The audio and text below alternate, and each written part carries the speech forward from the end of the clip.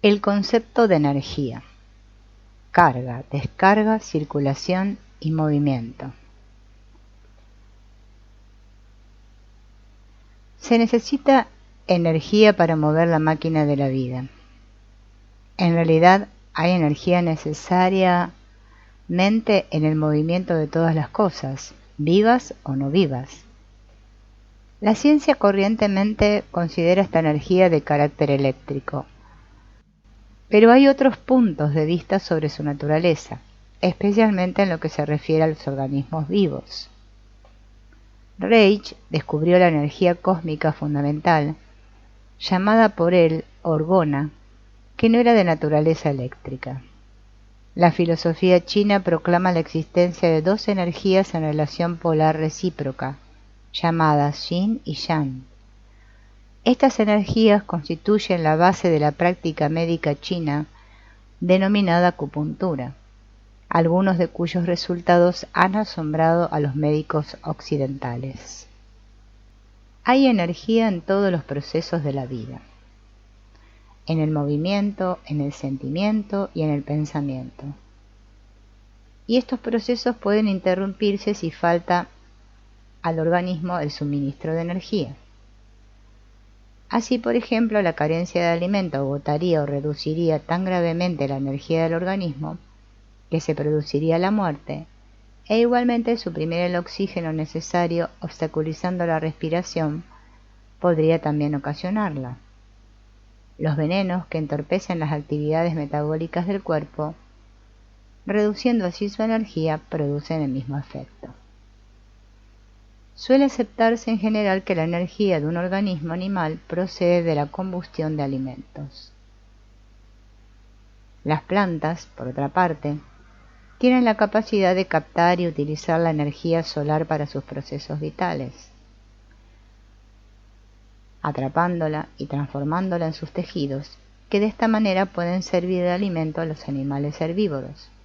A su vez, el cambio del alimento en energía libre utilizable por el animal para las necesidades de su vida es un procedimiento químico complejo, que en fin de cuentas supone el uso del oxígeno. La combustión de los alimentos no es diferente de la que se produce con el incendio de un bosque, que también necesita oxígeno para sostenerse. En ambos casos, el nivel de la combustión depende de la cantidad de oxígeno que se consume. Esta analogía simple no explica el fenómeno complicado de la vida. Un fuego corriente se apaga cuando se acaba el combustible que lo mantiene. Además, arde indiscriminadamente sin reparar en la energía liberada por la combustión. El organismo viviente es, por el contrario, un fuego independiente, autorregulador y perpetuador de sí mismo. Sigue constituyendo el gran misterio cómo se desarrolla este milagro de arder sin encenderse ni agotarse. No somos capaces todavía de dilucidar este enigma, pero es muy importante procurar entender algunos de los factores que intervienen en el fenómeno, porque todos queremos mantener constante y brillantemente encendida la llama de la vida dentro de nosotros. No estamos acostumbrados a pensar en la personalidad en función de la energía, pero son dos valores que no pueden disociarse. La cantidad de energía que tenga el individuo y la forma en que la use tiene que determinar su personalidad y reflejarse en ella. Unos tienen más energía que otros. Una persona impulsiva, por ejemplo, no puede recibir en su nivel de excitación o energía ningún aumento. Tiene que descargar el exceso lo más rápidamente posible. El individuo compulsivo usa su energía de modo distinto. Él tiene también que descargar su excitación, pero lo hace según patrones de movimiento y conducta rígidamente estructurados. La relación de la energía con la personalidad se manifiesta más claramente en una persona deprimida. Aunque la reacción y la tendencia depresiva derivan de la interacción de factores psicológicos y físicos complicados, hay algo perfectamente claro: el individuo deprimido lo está también en su energía. Los estudios firmados muestran que solo realiza la mitad aproximadamente de los movimientos espontáneos que efectúa el individuo no deprimido. Si el caso es grave, puede quedarse sentado inmóvil, apenas realizando movimiento alguno, como si no tuviese energía para obrar. Su estado subjetivo responde muchas veces a esta imagen objetiva. Generalmente cree que le falta energía para seguir moviéndose. ¿Acaso se lamente de sentirse sin fuerzas, aunque no está cansado? La depresión de su nivel de energía se observa en la disminución de todas sus funciones energéticas. Su respiración está deprimida, su apetito está deprimido, su ímpetu sexual está deprimido. En tal caso quizás no pudiese reaccionar a nuestras exhortaciones de interesarse por algo. Literalmente no tiene la energía necesaria para sentir interés por nada. No puede estudiarse el concepto de carga energética sin considerar también lo que es una descarga de energía. Los organismos vivos solo son capaces de funcionar cuando existe equilibrio entre la carga y descarga de su energía. Mantienen un nivel de energía adecuado a sus necesidades y oportunidades. Un niño en crecimiento recibirá más energía que la que descarga y utilizará el exceso para crecer.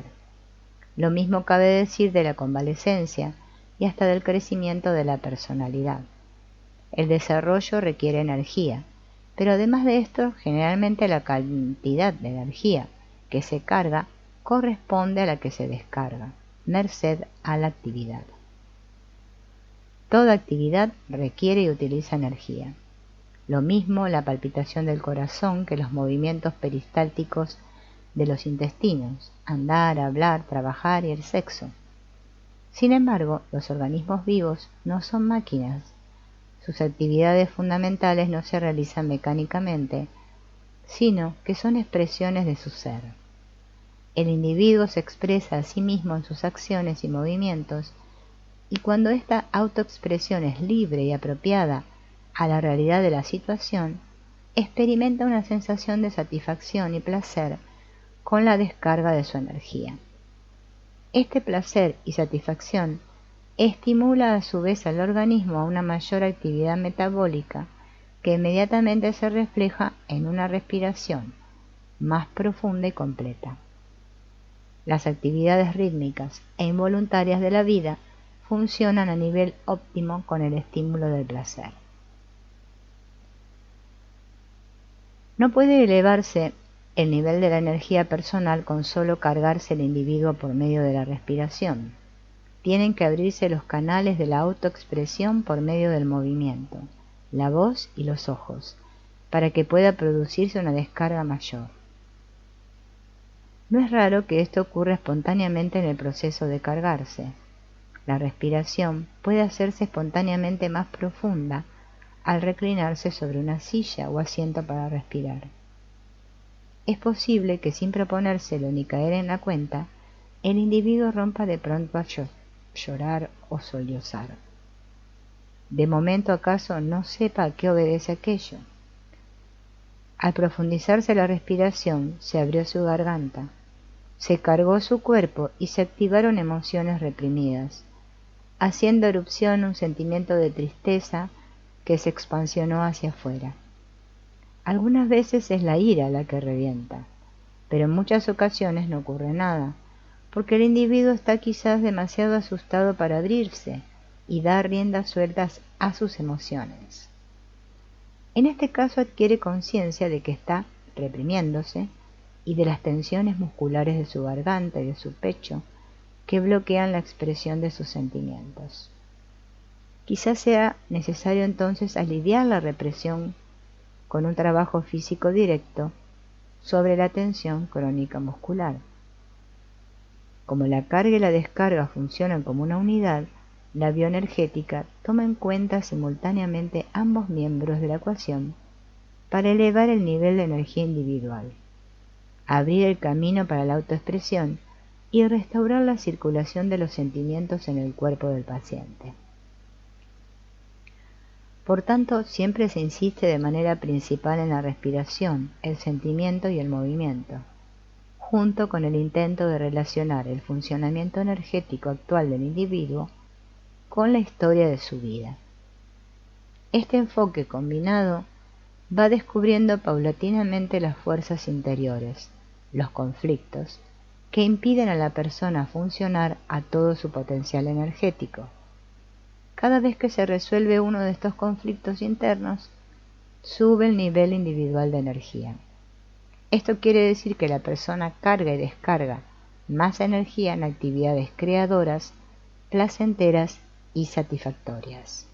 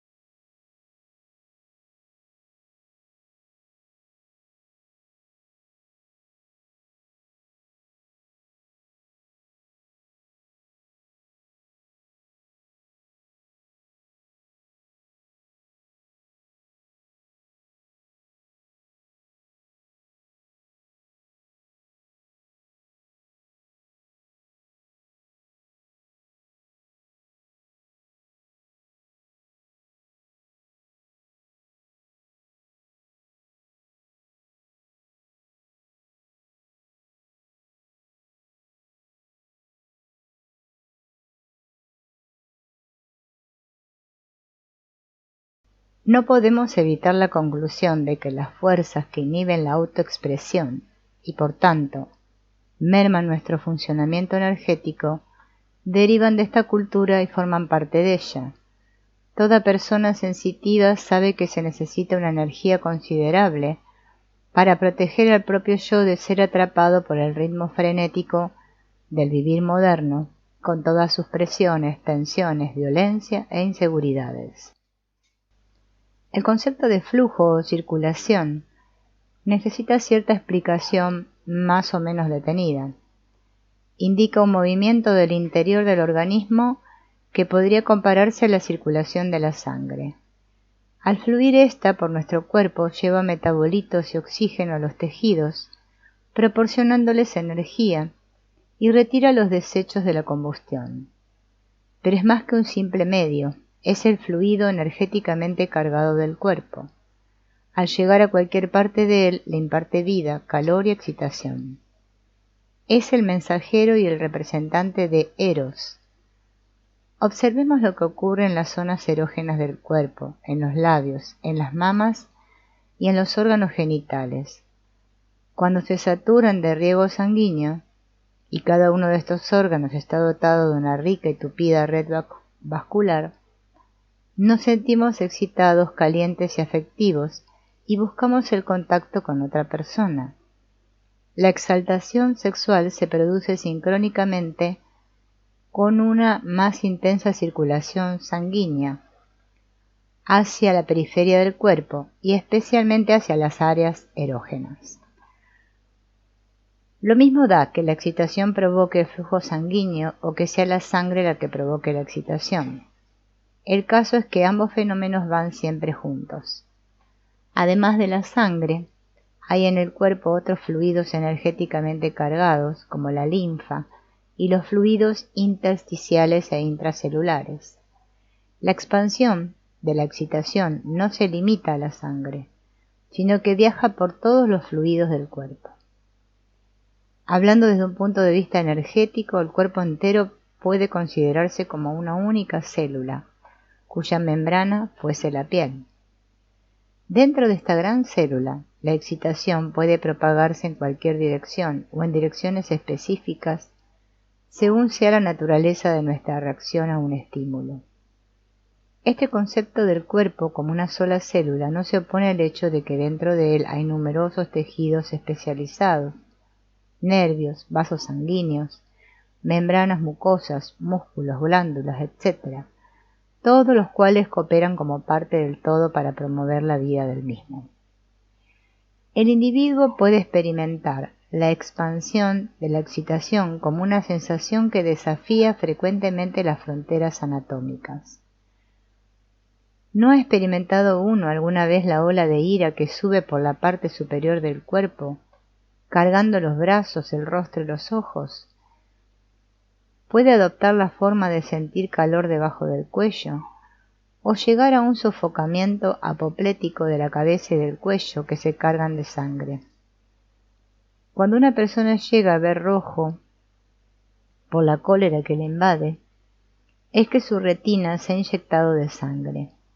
Pero también la sensación de ira puede tener una calidad blanca y fría, debido a la vasoconstricción periférica que impide a la sangre llegar a la superficie. Hay además una cólera negra, envuelta en una oscura nube de odio. La circulación hacia arriba de la sangre y de la excitación puede provocar una emoción completamente distinta cuando sigue diferentes canales y excita diversos órganos. Una ola de excitación por la parte anterior del cuerpo, desde el corazón hasta la boca, los ojos y las manos, puede producir la sensación de desear algo ansiosamente, expresada en el gesto de abrir y extender la mano. El flujo de la ira tiene lugar principalmente a lo largo de la parte posterior del cuerpo. La circulación hacia abajo de la sangre y la excitación produce ciertas sensaciones interesantes. Puede parecerse al deslizamiento vertiginoso por una montaña rusa o a las subidas y bajadas rápidas de un elevador. Son las sensaciones que tanto gustan a los niños aficionados a los columpios. Son más intensas y placenteras cuando producen cierto cosquilleo en el vientre, unido con una fuerte carga sexual. Pero también pueden ir acompañadas de ansiedad, en cuyo caso se nota en el vientre una sensación de hundirse. Considerando que el 99% del cuerpo está compuesto de agua, en parte estructurada, pero en gran parte cantidad líquida, pueden describirse las sensaciones, sentimientos y emociones como corrientes u olas de este cuerpo líquido. Las sensaciones, sentimientos y emociones son las percepciones de movimientos internos en el cuerpo relativamente fluido. Los nervios sirven de intermediarios en estas percepciones y coordinan las reacciones, pero los impulsos y movimientos interiores son intrínsecos y esenciales en la carga energética del cuerpo y en sus ritmos y pulsaciones naturales. Estos movimientos internos representan la movilidad corporal, que es distinta de los movimientos voluntarios sujetos a control consciente. Se observan más claramente en los organismos muy jóvenes. En el cuerpo de un niño pueden verse el juego constante del movimiento como las olas de un lago, solo que estos movimientos están producidos por fuerzas interiores. Al envejecer el individuo, su movilidad corporal tiende a disminuir. Se hacen más estructurados y tiesos los movimientos hasta que cesan totalmente con la muerte. Hay, además de todos nuestros movimientos voluntarios, un factor involuntario, que representa la movilidad esencial del organismo. Este elemento involuntario que acompaña a la acción voluntaria es el que explica la viveza o espontaneidad de nuestras acciones y movimientos. Cuando falta o está disminuida, Los movimientos corporales tienen algo de mecánico y carente de vida. Los movimientos puramente voluntarios o conscientes apenas provocan sensaciones que no sean las de carácter sinestésico, de desplazamiento en el espacio. Su calor emocional o expresivo procede de su factor involuntario, que no está sujeto a control consciente. La fusión de los elementos conscientes e inconscientes, o sea, voluntarios e involuntarios, da lugar a movimientos que tienen valor emotivo, pero que son acciones coordinadas y eficientes. La vida emocional del individuo depende de la movilidad de su cuerpo, que es función de la expansión o flujo de la excitación a través de él. Las anomalías o trastornos de esta expansión constituyen obstáculos o bloques, los cuales se manifiestan en las áreas en que se reduce la movilidad corporal. Pueden palparse fácilmente estas áreas o explorarse con los dedos para observar la espasticidad de la musculatura. Las expresiones bloque, insensibilidad o zona muerta y tensión muscular crónica sirven para explicar el mismo fenómeno.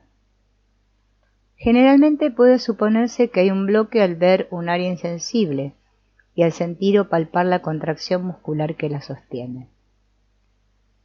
Siendo el cuerpo un sistema energético, es natural que esté en interacción con su medio ambiente energéticamente.